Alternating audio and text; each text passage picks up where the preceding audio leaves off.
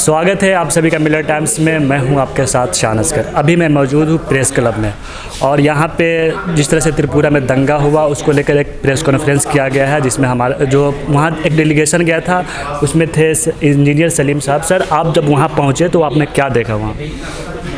देखिए, 31 अक्टूबर को हमारा डेलीगेशन जो अलग अलग तंजीमों के लोग थे उसमें 6 लोग और कुछ वहाँ के लोग, तो हम वहाँ पहुँचे। 3 दिन वहाँ पर हम रहे। हमने एक बात तो ये महसूस की कि वहाँ करीब 10 दिन तक लगातार छुट-पुट इधर उधर इलाकों में मस्जिदों को नुकसान पहुँचाया सरपसंदों ने। रात के अंधेरे में और जहाँ कोई लोग नहीं थे, तकरीबन ऐसी 16 मस्जिदों को लोगों ने नुकसान पहुँचाया, तोड़फोड़ की, आग लगाने की कोशिश की। 4 मस्जिदों को तकरीबन पूरी तरह से उन्होंने आग लगा दी और पूरी तरह से ख़त्म कर दिया। और इसी तरह से 26 अक्टूबर को ये सिलसिला 19 से शुरू हुआ और 26 अक्टूबर को एक बड़े जुलूस की शक्ल में पानी सागर में उस जुलूस में वायलेंस हुआ। 2 मस्जिदों को जुलूस ने नुकसान पहुंचाया और बहुत ख़तरनाक भड़काऊ नारे लगाए गए और 11 दुकानों को उन्होंने नुकसान पहुंचाया। 4 दुकानें पूरी तरह जला दी। तो ये चीज़ें जो है, दूसरा है कि पूरे 8-10 दिन तक वहाँ के माहौल में जहर घोलने की इन ताकतों ने कोशिश की, मुसलमानों के ख़िलाफ़ नफ़रत फैलाने की कोशिश की और उनकी इबादत गाहों को ख़ास तौर से निशाना बनाया गया, जिससे मुसलमानों को हर मज़हब के मानने वालों को अपनी इबादत गाहों से एक जज्बाती लगाव होता है, उसको उन्होंने करने की कोशिश की। तो लेकिन वहाँ सरकार और पुलिस का रवैया बहुत अफसोसनाक रहा। वो आखिर तक ये मानने को तैयार नहीं हुई कि वहाँ कुछ हुआ है। वहाँ वो सब यही कहते रहे यहाँ सब ठीक है, हालात नॉर्मल हैं और कुछ नहीं हुआ है। आखिर में 8 दिन के बाद जाकर वहाँ की हुकूमत ने कुछ तस्लीम किया कि हाँ कुछ हुआ है।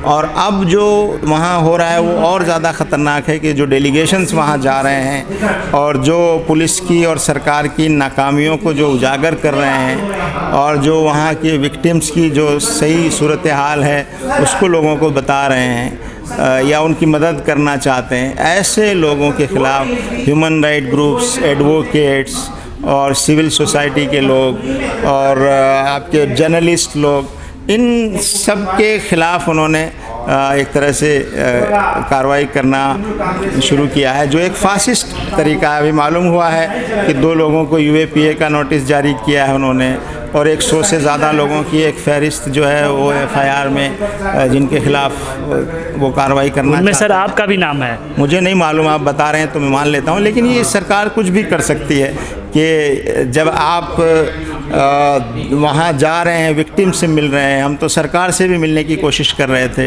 CM से, DGP से, बात भी हमारी होती रही CM हाउस से भी और DGP ऑफिस से भी, लेकिन उन्होंने आखिर तक मिलने की वो कोशिश नहीं की। और आखिर में हमने तो वहाँ जो भी गैर मुस्लिम थे उनसे भी मुलाकातें की।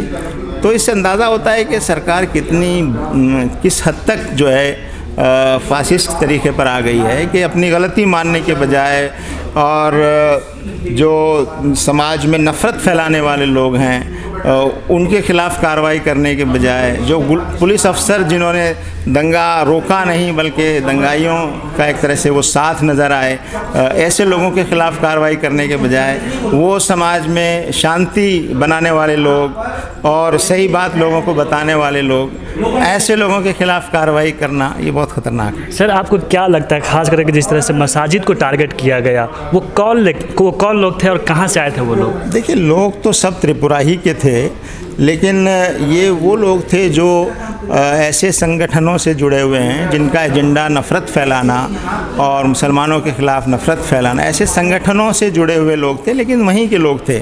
लेकिन उसके अलावा जो आम जो हमारे वहाँ के हिंदू भाई हैं, दूसरे मज़हब के लोग हैं, उन्होंने इन लोगों का साथ नहीं दिया। जब आपने लोगों से बात की वहाँ के जो मुस्लिम कम्युनिटी जो खास करके, क्या वो दहशत में थे या फिर वो सामान्य हालात में थे? देखिए, थोड़ा बहुत डर तो हमें महसूस हुआ लोगों में, लेकिन ये कि वो वहाँ हिंदू मुसलमान सब साथ नज़र आए हमको और एक दूसरे से हमदर्दी बता रहे थे। तो ये तो डर था कि जब सरकार और पुलिस जो है वो हिफाजत नहीं करती और जो शरपसंद लोग हैं वो खुलेआम शर फैलाते हों, तो थोड़ा बहुत तो शरीफ लोगों में डर पैदा होता ही है, लेकिन ऐसा कोई माहौल वहाँ नहीं था और आपस में बहुत भाईचारा और लोग एक दूसरे की मदद कर रहे थे।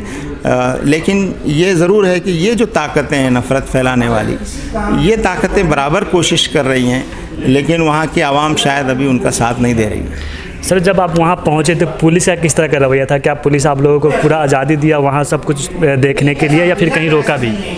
देखिए, हमने जब यहाँ से हम गए तो सीएम को भी हमने ख़त लिखा कि हम वहाँ आ रहे हैं और वहाँ इन इलाकों में जाएंगे, आपसे भी हम मिलना चाहेंगे। हम आपसे भी, उनसे भी टाइम मांगा हमने। वहाँ डीजीपी को भी हमने इन्फॉर्म किया और डीजीपी से भी, उनके ऑफिस से हमारे लोगों ने बात की और उनको बताया कि हमारा डेलीगेशन आ रहा है।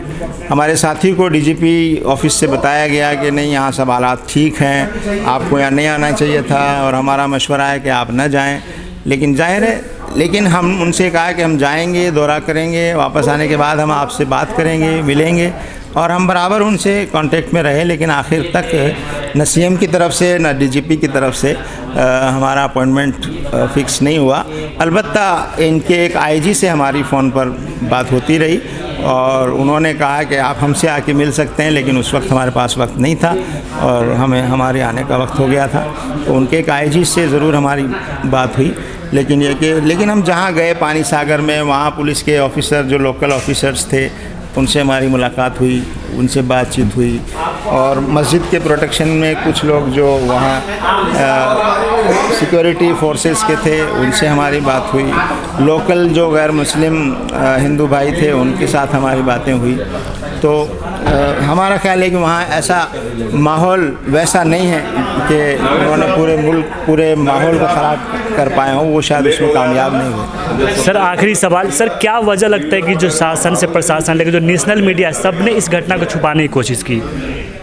देखिए, मीडिया का अब बहुत थोड़ा हिस्सा ऐसा बचा है जो सरकार के दबाव में नहीं है, बहुत थोड़ा हिस्सा ऐसा है। तो जो पूरा मेन स्ट्रीम मीडिया है, जाहिर है कि उसने वही तरीका अपनाया जो सरकार चाहती थी। और हमें अफसोस है कि इतना सब होने के बावजूद भी हमारी केंद्र सरकार का कोई मंत्री, होम मिनिस्टर, प्राइम मिनिस्टर जो छोटी छोटी चीज़ों पर रिएक्शन देते हैं, त्रिपुरा में इतना होने के बाद एक जुमला उनकी तरफ से नहीं आया, एक बयान उनकी तरफ से नहीं आया, अफसोसनाक है। शुक्रिया सर हमसे बात करने के लिए। तो ये थे इंजीनियर सलीम साहब, जो अभी त्रिपुरा का दौरा करके आए हैं और वो बता रहे थे कि वहाँ किस तरह की घटनाएं हुई, अभी वहाँ किस तरह के हालात है। हमारी वीडियोस देखने के लिए बेहद शुक्रिया। मिल्लत टाइम्स की खबरें पढ़ने, सुनने और देखने के लिए गूगल प्ले स्टोर से ऐप डाउनलोड करें। यहाँ आप उंगली की क्लिक में पढ़ सकते हैं 4 ज़बानों में न्यूज़, उर्दू, हिंदी, अंग्रेज़ी, बांग्ला। आप ऐप पर मिल्लत टाइम्स की वीडियोस भी देख सकते हैं। अगर आप YouTube पर देख रहे हैं तो रेड बटन को दबाकर चैनल को सब्सक्राइब करें और बेल आइकन ज़रूर दबाएं। फेसबुक पर देख रहे हैं तो पेज को लाइक और फॉलो ज़रूर करें।